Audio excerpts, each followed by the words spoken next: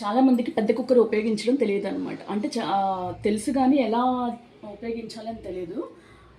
అంత వంట ఏముంటుంది అంత పెద్ద కుక్కర్లో చేయడానికి అనుకుంటారు, కానీ చిన్న వంట అయినా కూడా ఎలా చేయొచ్చు చెప్తున్నాను చూడండి.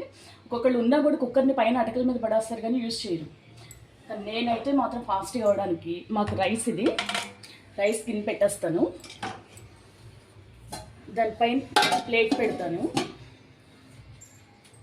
తర్వాత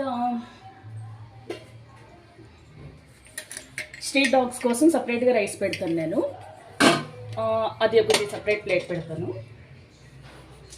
తంపడికాయలు ఉన్నాయన్నమాట, అవి తినడం కోసం ఉడకపెడుతున్నా. దీంట్లో వాటర్ పోసి కొంచెం సాల్ట్ వేసి ఇలా పెట్టేశాను.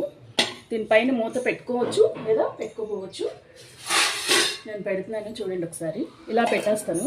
ఇప్పుడు మనం ఈ తంపడికాయలు కాకుండా మనం దాన్ని పప్పు చేయాలనుకుంటే పప్పు పెట్టుకోవచ్చు, లేదు ఇంకా ఎక్కువ మంది మన ఇంటికి చుట్టాలు గెస్ట్లు ఎవరైనా వస్తున్నారంటే కనుక ఈ రైస్తో పాటు ఇంకో గిన్నె కూడా రైస్ పెట్టుకోవచ్చు. పైన చిన్న గిన్నెలో పప్పు పెట్టుకుంటే మనకి అన్నీ ఒకేసారి కుక్ అయిపోతే గ్యాస్ కూడా చాలా సేవ్ అవుతుంది, మనకి టైం కూడా కలిసి వస్తుంది. సో మనకి కుక్కర్ యూజ్ చేయడం ఇలా అన్నమాట. ఈ కుక్కర్ తీసుకొచ్చి ఇలా పెట్టేస్తాము.